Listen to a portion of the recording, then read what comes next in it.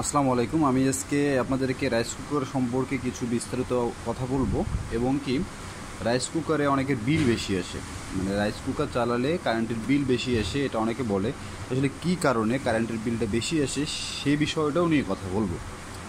তো প্রথমত আমি আজকে রাইস কুকারের কিছু জিনিসপত্র দেখাই যে কী কারণে রাইস কুকারের কী সমস্যা হলে রাইস কুকার অন হয় না। সেটা হচ্ছে রাইস কুকারের দুটো কয়েল। হ্যাঁ, রাইস কুকারের দুটো হচ্ছে কয়েল। আর রাইস কুকার অনেকে বলে যে হচ্ছে রাইস কুকার ভাত হওয়ার আগে অটোমেটিক উঠে যায়, মানে আমাদের রান্নার করা উঠাই দিয়েছি কিন্তু আসলে আমার ভাতটা হওয়ার আগেই রাইস কুকার বন্ধ হয়ে যায়। তো যাদের এই সমস্যাটা তারা নিজেরা বাসায় চেঞ্জ করে নিতে পারবেন। সেটা হচ্ছে এই জিনিসটা, যেটা ম্যাগনেট। আমি নিচ থেকে আমি আপনাদের দেখাই, নিচে দেখাই। এই যে নিচে এই জিনিসটা যেটা দেখতে পাচ্ছেন, এই যে এটা, এই যে মাঝে এই জিনিসটাই হচ্ছে রাইস কুকারের অটো ম্যাগনেট, মানে কাজ করে। তো এটা হচ্ছে বাজারে 30, 40, 50 টাকা করে নেয়, ভালোটা 50 টাকা 60 টাকা নেবে। তো আপনারা নিয়ে এসে এটা খুলে এটা নিচ দিকে ঠেলা, এটা এই সাইডে কানেক্টর থাকে পিন, এই পিন দুটো ভাঁজ করে দিয়ে নিচ দিকে চাপ দিলে অটোমেটিকলি চলে যাবে।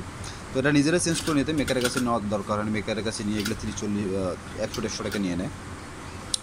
আর আরেকটা মূল বিষয় হচ্ছে সেটা হচ্ছে এই জিনিসটা, যেটার কারণে আপনাদের রাইস কুকারের বিল বেশি আসে বা কারেন্টের বিল বেশি আসে। অনেকে বলেন যে রাইস কুকারের কারেন্টের বিল বেশি আসে, তবে এই জিনিসটার একটা উপকারিতা আছে, অপকারিতা আছে। এটা উপকারটা হচ্ছে এই জিনিসটা যদি আপনার রাইস কুকারে থাকে, সেক্ষেত্রে আপনার রাইস কুকার যদি অফ হয়ে যায়, মনে করেন ভাত হয়ে গেছে, কিন্তু ভাত হয়ে গেছে, এখানে আপনার কুক দেখাচ্ছে না, কিন্তু আপনার ভাত সবসময় গরম থাকবে। এই কারণে এই কয়েলটা ইউজ করা, মানে রাইস কুকার যখন অফ থাকে তখন এই যে কয়েলটা, এই ছোটো একটা কয়েল যেটা দেখতেছেন, এটা কাজ করে। এটা কাজ করে রাইস কুকার যখন অফ থাকে। তো রাইস কুকার অফ থাকলে এই কয়েলটা যে কাজ করতেছে, আপনার কি বিদ্যুৎ বিল আসবে না? মনে করেন এই কয়েলটা চললে, এই কয়েলটা যদি চলে তাহলে সেক্ষেত্রে আপনার বিদ্যুৎ বিল আসবে। আপনার যদি এখন বর্তমান যে ডিজিটাল মিটার, এখানে আপনি যদি মিনি টাইপের একটু ছোটো বাল্ব জ্বালান, তারপরে বিল আসে, সেক্ষেত্রে আপনার অবশ্যই বিল আসবে।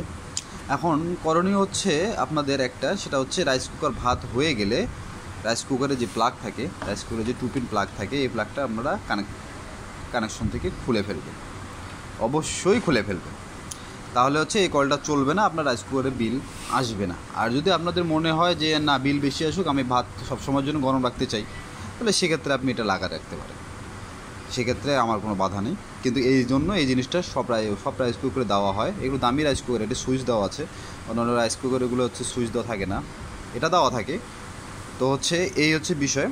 তো আপনার হচ্ছে রাইস কুকারে আমি যেটা বললাম, রাইস কুকারে যদি আপনার যদি কারেন্ট পাচ্ছে না, সেক্ষেত্রে কয়েল তো অবশ্যই পুড়ে না অত সহজ তাড়াতাড়ি। এখানে সুইচ থাকে, এই সুইচের সমস্যা হয়, আপনি একটু ঘষে টুষে দিলে ঠিক হবে।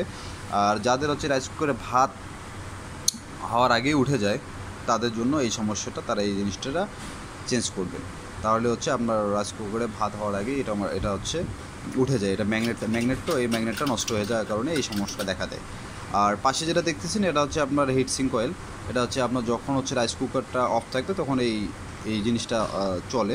তো এই কারণে হচ্ছে আপনার বিদ্যুৎ বিল বেশি আসে। এই কারণে হচ্ছে আপনার যদি প্লাগটা খুলে রাখেন রাইস কুকারের প্লাগটা ভাত হওয়ার পর, সেক্ষেত্রে আপনার হচ্ছে এই জিনিসটা চলবে না, আপনার বিদ্যুৎ বিলটা অনেক কম আসবে। তো আজকে এতটুকু বিষয় ছিল, আমি হচ্ছে খুলে টুলে কোনো কিছু দেখালাম না।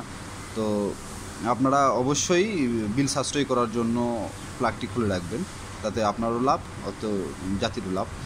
আর আমার চ্যানেলে নতুন হলে অবশ্যই সাবস্ক্রাইব করবেন। আমি এরপরে রাইস কুকার টোটাল হচ্ছে কানেকশনগুলো দেখাবো, কীভাবে কানেকশন কীভাবে করতে হয় বা অল্টারনেট করে। তো আমার আজকে ভিডিওটা নতুনদের জন্য, আসলে যারা রাইস কুকার তো অনেকেই ঠিক করতে পারেন, তো নতুন যারা হয়তো কাজ করতেছেন বা যারা রাইস কুকার চালান তাদের জন্য। তো এইগুলো আজকে ভিডিও শেষ করব। অবশ্যই ভালো থাকবেন। আসসালামু আলাইকুম।